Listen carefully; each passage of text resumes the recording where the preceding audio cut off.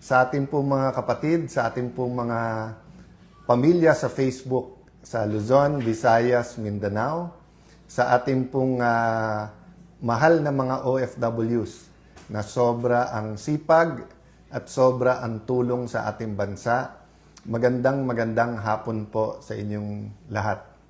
Of course, I was looking forward to a meaningful and busy Thursday and Friday and then weekend. Maraming kailangan tapusin at gawin, pero nabulaga na naman ako sa post ni Senator Panfilo Lacson at sa kanyang mga bagong allegation. Having said that, tamang-tama naman kasi dahil meron na talaga akong mga i-report sa inyo. So 3 pag-uusapan natin ngayon. Yung kung ano yung similarity sa SONA kontra SONA at ano din po yung kulang na kailangan doon sa SONA. Isang element lang to. Tapos meron pong na-receive from the Supreme Court. So gusto ko itong basahin sa inyo at gusto ko sanang hingin na pag-pray nyo. And then of course, tugon or pag-usapan po natin ang sinabi ni Senator Lacson today and also the past few days. No? Let's do it in a very sober manner. Niremind ako ng wife ko na may panahon na makipag-alaskahan, may panahon na whether you're playful or whether umiinit ang ulo, but sabi nga niya, people deserve, especially mga Tagigenyo, to know na nasa magandang kamay ang syudad ng Taguig, na pataas ng pataas ang antas ng kabuhayan sa Taguig, na hindi po kami nagtotolerate ng corruption at saka ng ghost projects or mga anomalya. Yan po man ay local, national government, yan po man ay private. No? Wala pong perfect, pero ang importante po ay yung kung pinapayagan ito o hindi. So let me start po by thanking God for this opportunity na makausap kayo directly. I thank God that kahit umiiba ang panahon, social media, ang kampihan ng bawat isa. I mentioned some of this sa Kontra SONA. If hindi nyo po napanood, nasa Facebook po natin, pakitignan nyo. I think it will also be on YouTube. So let's start po with the biblical principle that we've been talking about. Kung anong ating itatanim, yan ang ating aanihin. Again kung ano ang ating itatanim, yan ang ating aanihin. Ang common example na binibigay dyan, di ba? Hindi ka pwede magtanim ng buto o ng seed ng mangga, tapos ang gusto mo anihin ay santol.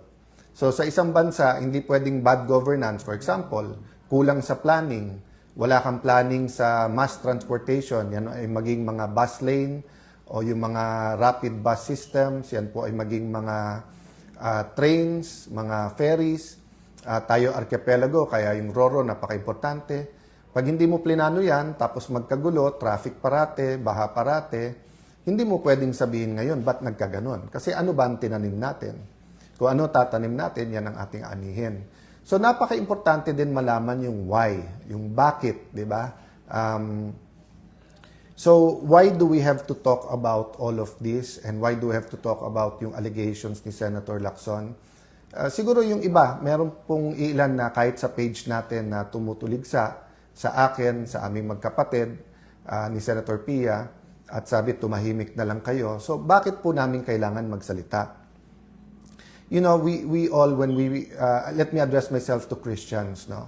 Whether, ano man ang church, no? Catholic, Aglipayan, evangelical churches, lahat ng Christian churches, no?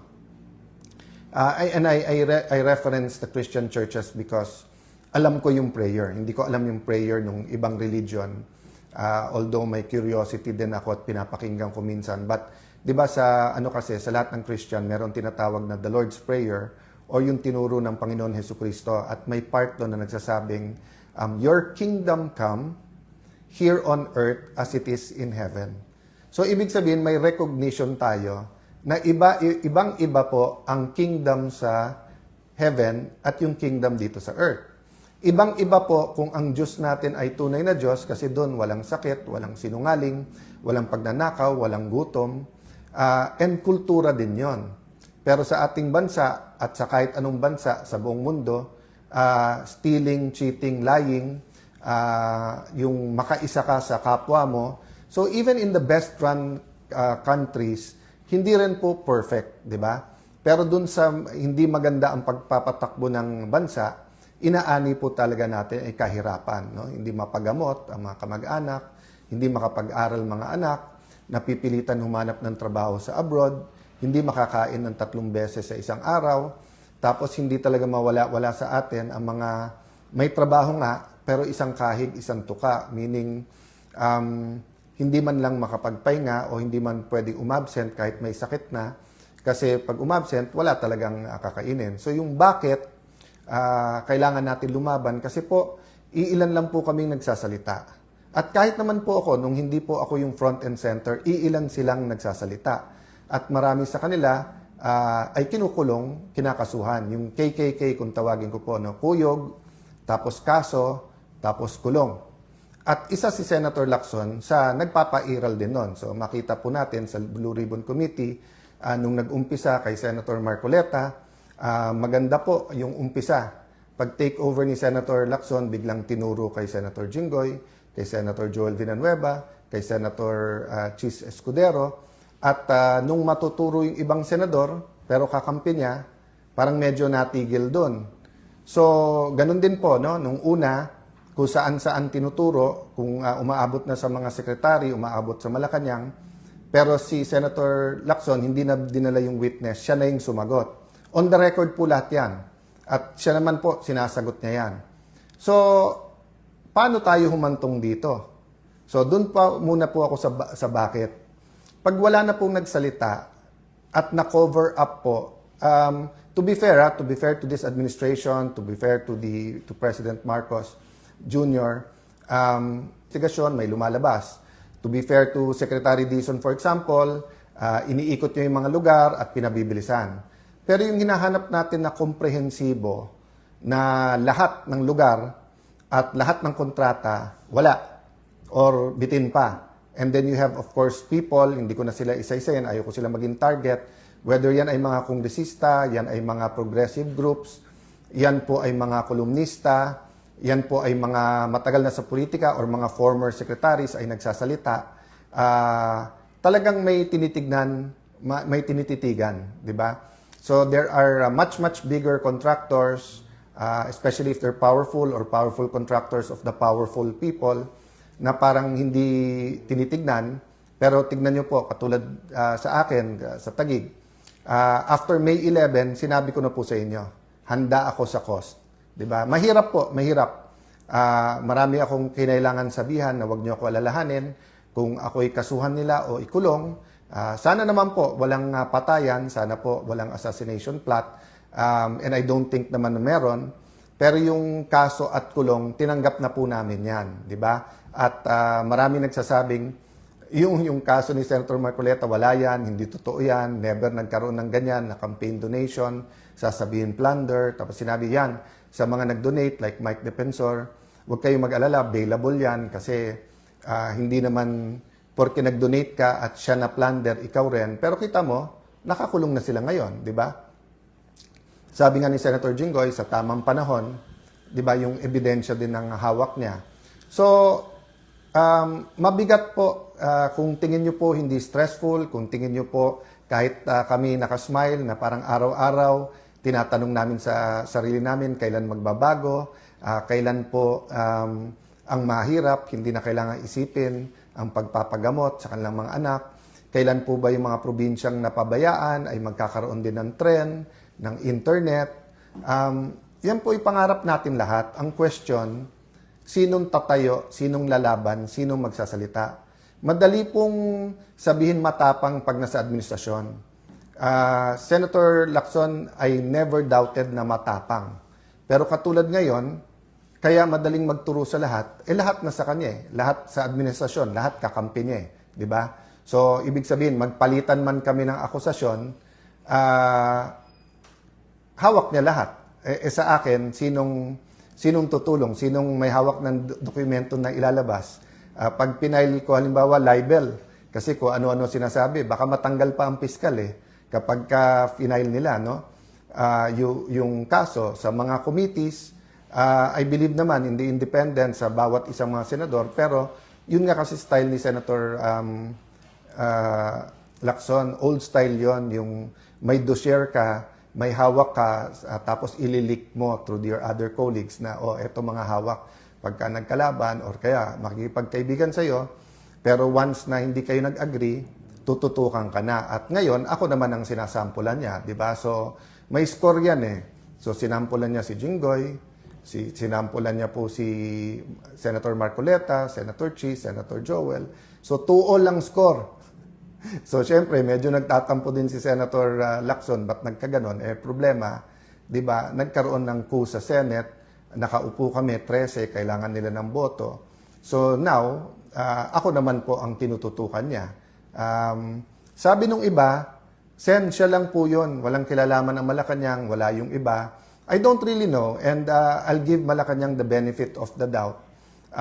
Of course, naging klaro sa amin na maraming bawal. Halimbawa, bawal maging Senate President ang opposition kasi gagalaw talaga ang lahat para ang makaupo ay kakampi nila. But so far naman, masasabi ko naman na very straightforward, honest, very, how do I put it, patas ang pagpapatakbo ni Senator Win. Of course, umangal kami sa impeachment dun sa presiding officer. Wala naman akong doubt maganda ang pagpapatakbo ni Senator Escudero. Ang question lang kung nasunod yung rules, di ba? So walang doubt po sa amin nung tinigil yung pagbibigay ng medical assistance kasi napakarami po tayong tinutulungan sa medical assistance. Nireport po sa akin na maraming project hindi napopondohan. DBM naman daw, hindi naman DPWH, pero dapat DPWH yung nagfa-follow up. At pag na-delay ito, hindi naman si Alan Cayetano magsasuffer. At hindi lang Tagigenyo kasi nga marami na pong dumadaan sa mga kalye ng Taguig na hindi po taga-Taguig. Ulitin ko po yun yung mga ibang projects po na sinasabi ni Senator Lacson, pinapakinabangan ng 100,000 tao yan. Yung ilan mga parks, pag Christmas lang po, 20,000-30,000. Yung daanan na isang sinasabi nila, dinadaanan ng mga galing Laguna papuntang Rizal. Alam nyo naman po, Arca South, BGC, whether mga kapitbahay namin sa Muntinlupa, Las Piñas, Makati, Pasig, Pateros ay dumadaan din dyan. So pag tinigil yung mga projects or binitin or hindi nilabas ang pondo, ang nagsasuffer dyan mga tao. Balita ko sa House din, maraming kongresista na usap at yung ilan na nakakausap ko ay nagsabi nga na tigil yung kanilang pondo. So ang hiling na lang namin, so tanggap na namin yon. Marami kaming tanggap. Tanggap namin maging target, tanggap namin iimbestigahan kami, tanggap namin kakasuhan kami, tanggap namin na bawal na maging majority o Senate President, bawal yung ibang projects. But hiling namin, ang konstitusyon, ang constitutional processes ay respetuhin, di ba? Huwag nating isang tabi yung batas. So sabi nga nila, sabi po ni Yusek Claire na wala ba akong faith sa korte? May faith ako sa korte. Tapos sabi niya, mag-abogado na lang ako para kila Senator Jinggoy, sila Senator Marcoleta. Hindi yun yung point Wala naman choice ang korte pag may final. Pero ano ang fina-file? Kasi pag final mo non-bailable, katulad nito, baka matapos yung impeachment, hindi po participate si Senator Jinggoy, Senator Marcoleta. Napaka-importante nung kanilang participation. Special treatment daw pag sila'y nag-participate. Hindi po. Kasi unlike an MTC judge, an RTC judge, unlike sa Supreme Court, not sa Supreme Court, no, unlike Court of Appeals, Court of Tax Appeals na kung mag-isa lang yung judge, let's say sa RTC, pwede mo ilipat yung kaso na yon sa ibang branch. Sa Sandigan or CA, pagka hindi pumwede, nag-inhibit yung isang justice, may papalit na isang justice. Sa Supreme Court, of course, kung 15 sila lang. Pero kahit na mag-inhibit yung isa, may 14 ka pa. Pero sa impeachment po, 2/3 of all members. So as long as member pa rin sila, pag hindi po sila nag-attend, counted as acquitted yung boto nila. pero hindi sila nakakapagtanong, hindi nila na-observe ang sagot ng witness ng bawat isa. Kaya nga sinasabing sui generis or one of a kind yung impeachment. So, dito po ako nagtataka kay Senator Lacson. Pagka nagsasagutan kami, siya nagagalit, pero siya naman po ang araw-araw may pinopost o sinasabi, ako naman po ay sumasagot. Pagka may sinabi ako, babaliin niya. Tapos sasabihin niya ay cross the line. Ano pong example nun? Di ba po ang topic natin, kung tama na yung Supreme Court ay magbigay ng supina sa BIR, sa AMLA at saka sa mga bangko. At ang sabi po ng prosecution, kasi nga, hindi tumugon o hindi tumama sa kanyang kita at sa kanyang SALN ng Vice President. So, kinumpare ko lang to. No? So, sabi ko, kung si Senator Lacson tumaas ang SALN, ibig ba sabihin, pwede na natin isupina. Di ba? Yung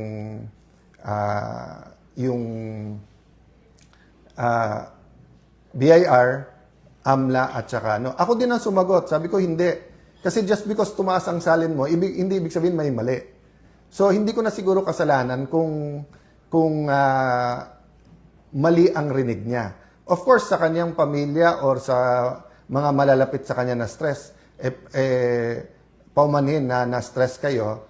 Kasi kung yun yung interpretasyon, ang interpretasyon na sinasabi ko nga, walang masama. Kaya nga sabi ko, dapat may ebidensya, may accusation na may mali or may corruption.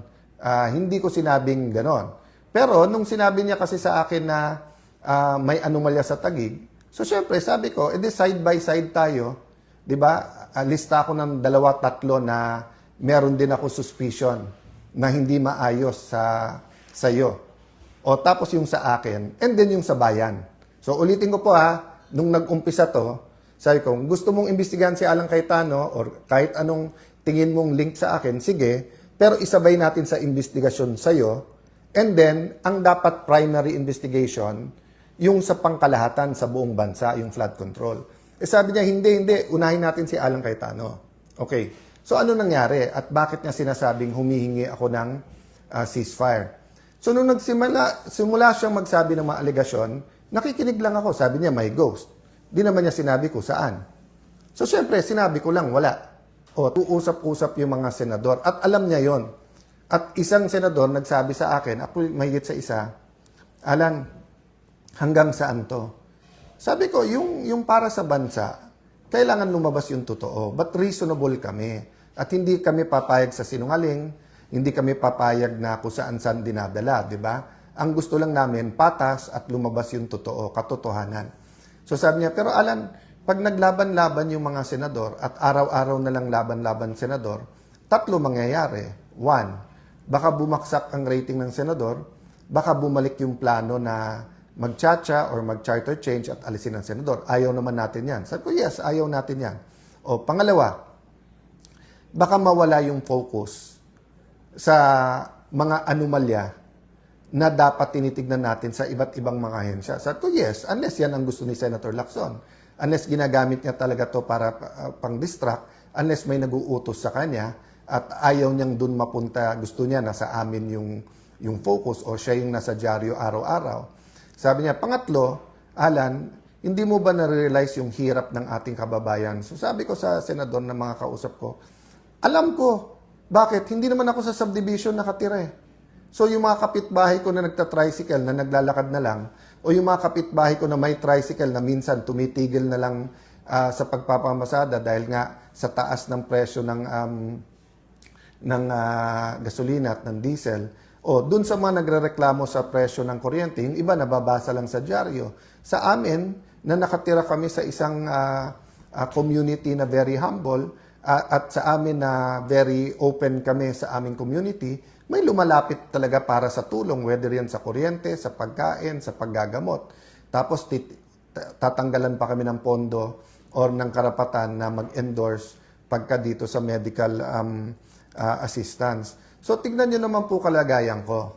Kami na po kinukuyog, kami na po kinakasuhan, kami na gustong ikulong. Sinabi na po diretso ni Senator Lacson yan na dapat si Alan ikulong.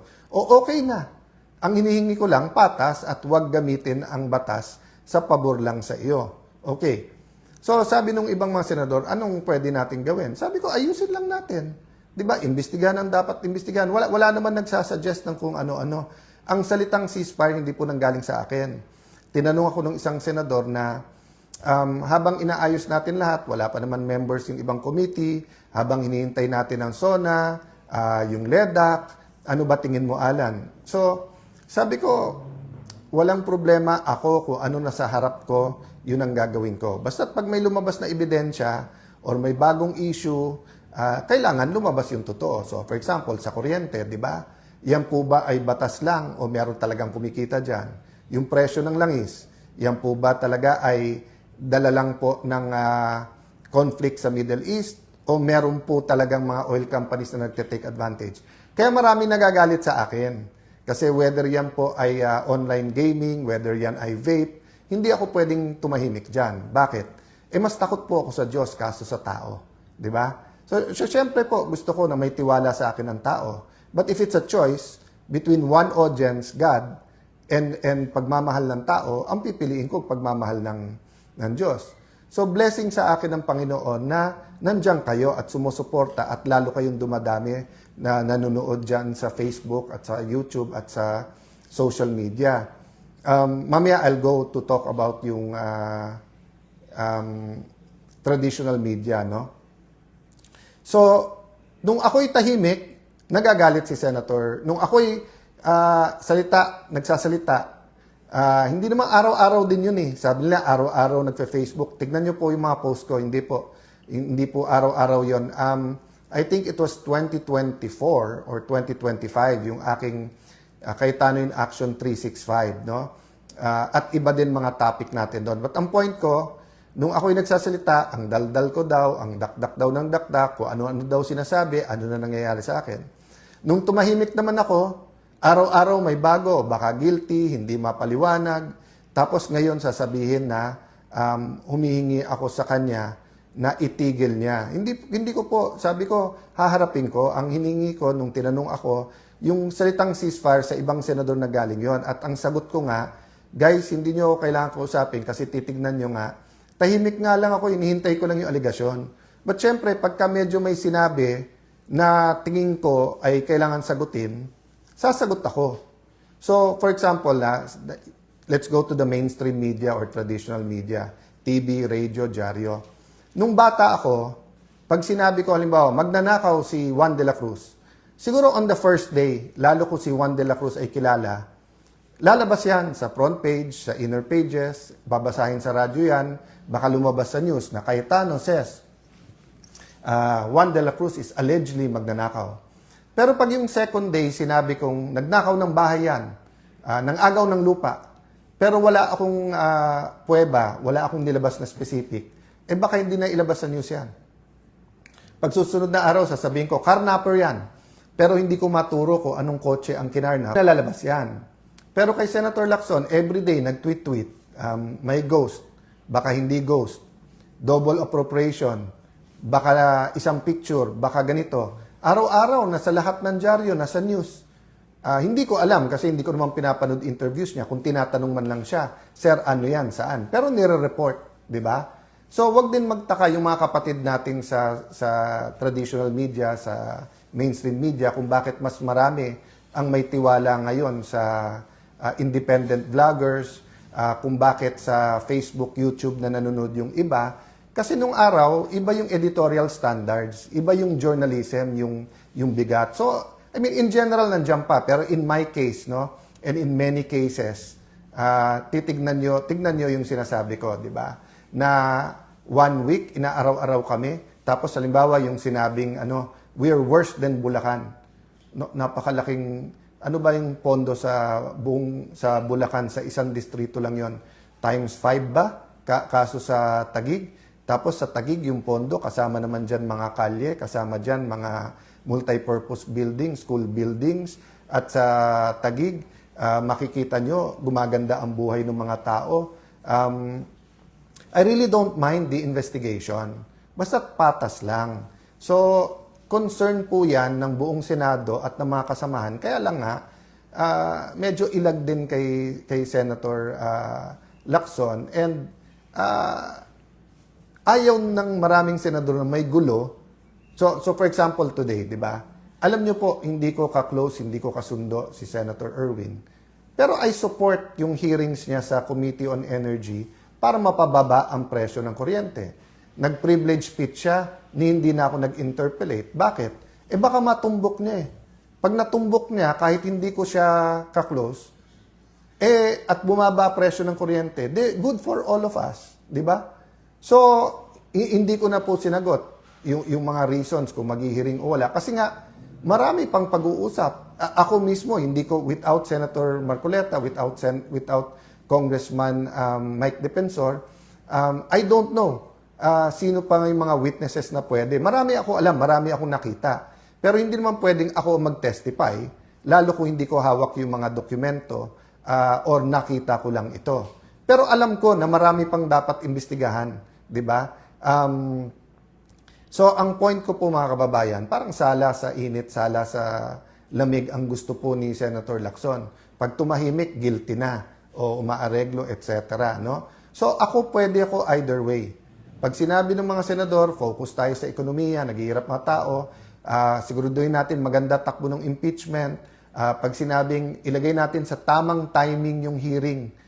To be fair to everyone, I think ang sinasabi, ano ang hihiring, ano timing ng hearing, etc.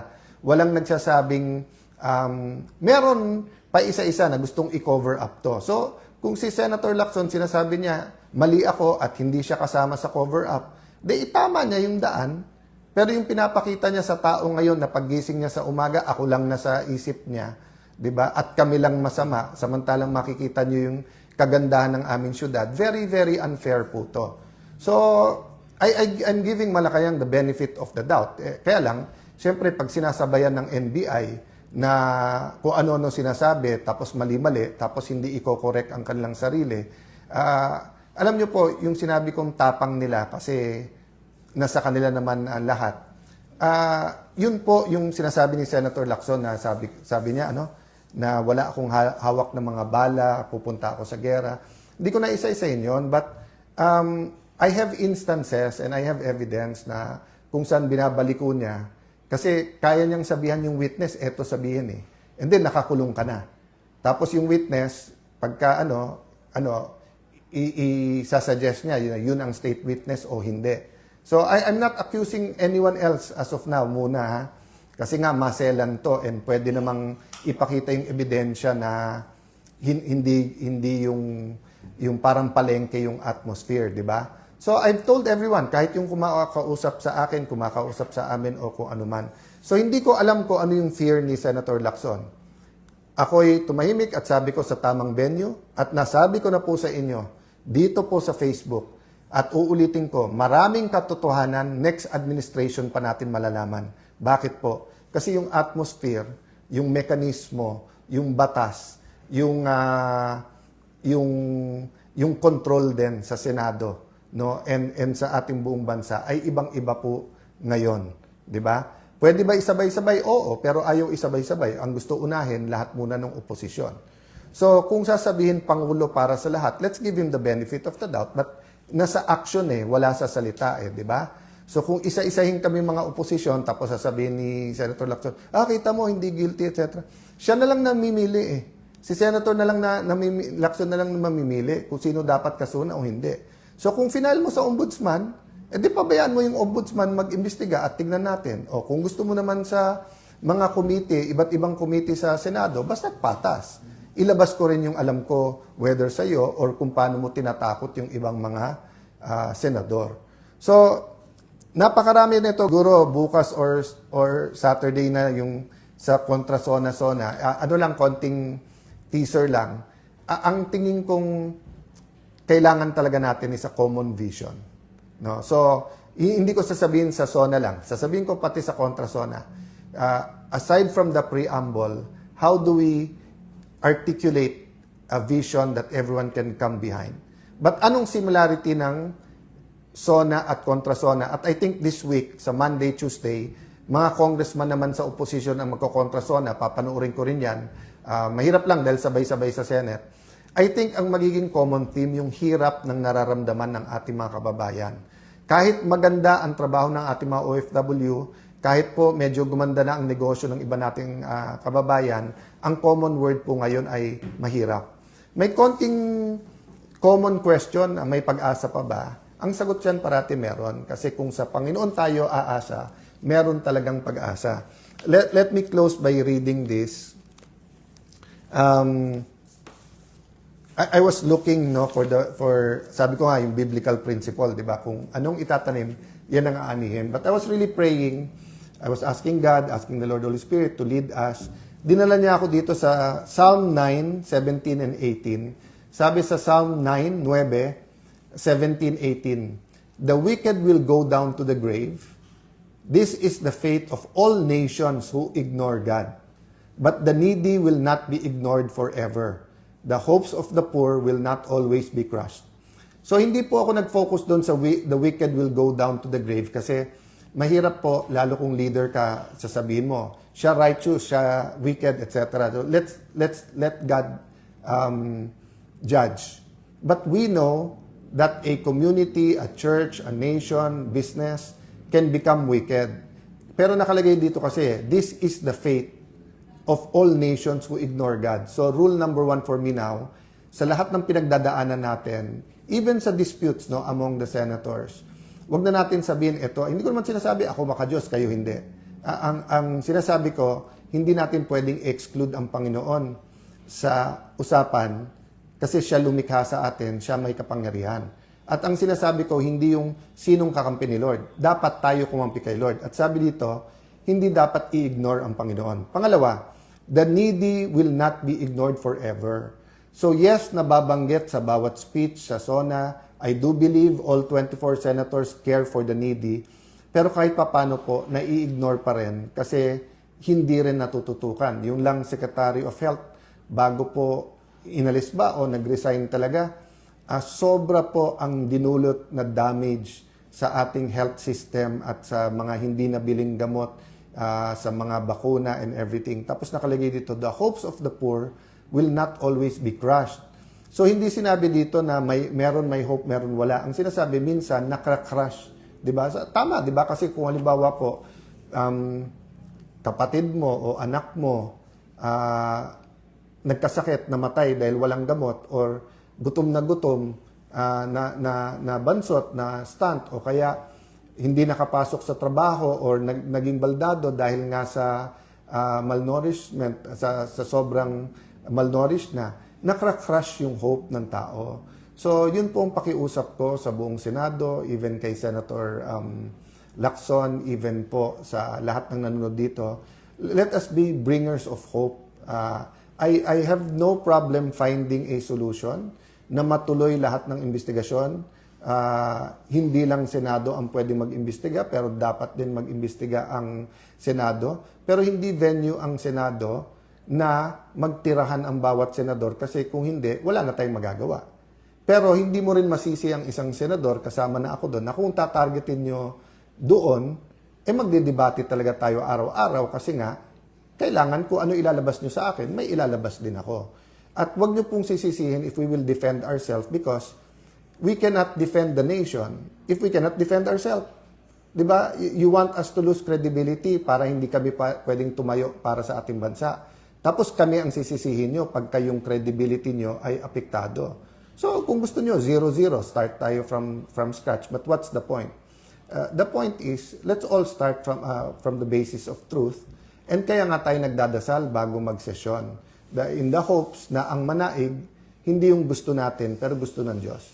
So salamat ulit sa lahat ng ating mga kababayan and I hope to find the time by Sunday or before Sunday sa mga recap. And pasensya na po kayo kung ang laman parati ng news ay bangayan ng mga senador rather than yung napaka-importante na unang pangangailangan ng ating mga kababayan. Lastly, sa mga senador na nag-a-act ng peacemakers, blessed are the peacemakers. So, ang Diyos na ang maggantimpala sa inyo. So, kung nami-misinterpret ang sinasabi nyo at nagagamit sa mali ang word na ceasefire o ilagay natin sa tama, mga kasama, ibang-iba po ang areglo ang CISPA yung sa sinasabi. So ang sinasabi lang, ilagay natin sa tama para hindi maantala ang trabaho. 'Di ba? So ito magandang example. 'Di ba sabi ng isang senador, pwede ba kapag iba ang pag-uusapan, wag na dito sa impeachment court.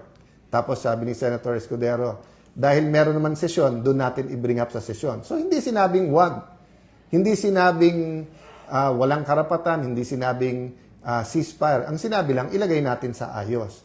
At siguro doon na misinterpret ni Senator Lacson na sinabing, ang feeling niya, nagsasabing tumahimik ka na. Wala po, kahit kami hindi namin hiningi na tumahimik na. Ang sinasabi lang namin, gawing specific yung allegation, ilagay sa tama. Pero yung araw-araw na general allegation, it's unfair to everyone. No? God bless you guys. Magandang hapon sa inyong lahat. Magandang gabi. Good evening, Luzon, Visayas, Mindanao. Mga kapatid nating sa ibang bansa, ating pong mga mahal na OFWs at saka ating pong mga second, third generation na nasa Europe, Japan, US, Middle East, all around the world. Magandang hapon or magandang gabi na po sa inyong lahat. So first, let's praise God. Productive day. Medyo long day kasi nga po first time na nilipat yung schedule. 10 a.m. na yung ating impeachment trial and then pagkatapos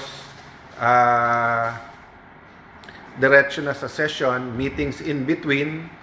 Medyo maaga lang natapos today but we expect na Monday to Wednesday ay mahahabang araw dito po sa Senado.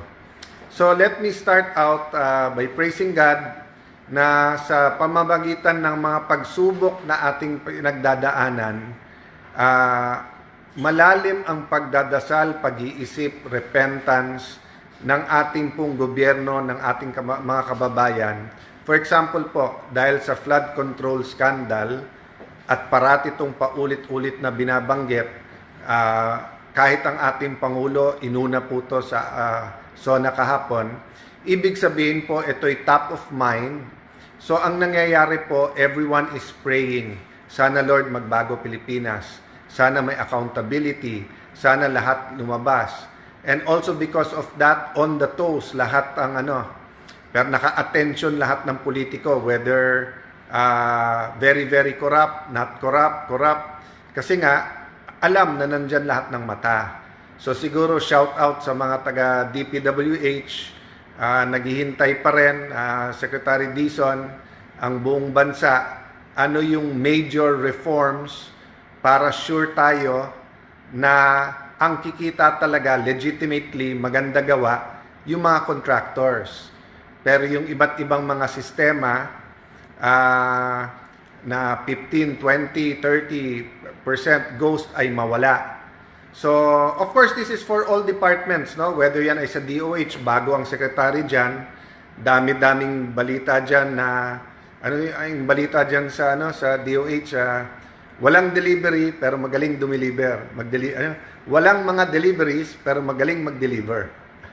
Yung walang mga deliveries, ibig sabihin po, katulad sa pagbibili ng mga gamot, bakuna, yung flu shots, delay o wala, hindi ko naman alam kung ano ibig sabihin nilang magaling mag-deliver. No? Kasi usually, pag sinabi magaling mag-deliver, ibig sabihin, you get the job done. Di ba? Corruption is in our culture, that's why we have to change that. So I praise God na ginagamit niya ang mga struggles ng ating bansa ngayon. Yun nga lang po, so while we're praising God, we're asking Him for mercy kasi as usual po, ang tinatamaan yung pinakamaliit, di ba? So, for example, pagtaas ng presyo ng langis, lahat umaaray, pero syempre, yung oil companies kumikita, pero yung ating pong tricycle drivers, jeepney drivers, ang ating pong mga may negosyo na, let's say, yung mga naghahatid ng gulay galing po sa La Trinidad, apektado sila, no? So, it's a special day then because we want to say happy birthday, Senator Kuya Dante Marcoleta. Miss na miss ka na namin dito sa Senado. Hindi mo man lang naumpisahan yung impeachment process, no? Assalamualaikum sa ating mga kapatid. Sa lahat po, kung ano man religion nyo, nagpapaabot kayo na pinagdadasal nyo kami. Thank you po. Ruth Espia. Yan ang Espia na gusto natin. Zenith Gonzaga, Hasley Garcia, Juan Pano, laban. Yes, laban po. Iba't ibang paraan po ng paglaban ha. Yung minsan quiet tayo pero nagre-research, nagdadasal. Yung pong minsan more paperwork, yung minsan going to other areas, magkaroon ng forum. Siyempre may protest rallies. Of course, napakalaking bagay sa atin ng social media at kayo lahat. I really pray that the Lord Holy Spirit will really touch all of you, all of us. At talagang mas maintindihan natin na nangyayari. Romel, maayong hapon, maayong gabi sa inyong tanan dyan sa Davao City. Ayan, mga taga-California, nanonood din daw. Mga taga-Polomonok, shout out sa mga taga-South Cotabato. At saka syempre po yung sunod-sunod tinatamaan ng iba't ibang mga linog o mga earthquake. Praying for you po. Andy Borja Bianes. Sabi niya dun sa nagko-comment, wag na manood. Actually, nagtataka nga ako sa ganon, di ba? Kasi wala naman nagpipilit na manood ka ng Facebook na may Facebook or YouTube na may YouTube. Pero minsan may Shane, alaykum assalam sa iyo. Nagtataka ako nga bakit yung iban manunood para mang-buisit lang. Hindi naman tayo nabubuisit because open naman to sa lahat, no? So, shout out kay Senator Marcoleta. Alam ko naman hindi siya nakakapanood. Siguro kung may bibisita sa kanya, pakikamusta kami. But nag-react si Auntie Claire at mag-ano lang ako, no? Rejoinder lang. Pumalag siya na tinawag kong political prisoner. Bakit ko po tinawag na political prisoner? And it's a democracy, no? Malaya naman tayo mag-discuss. Okay.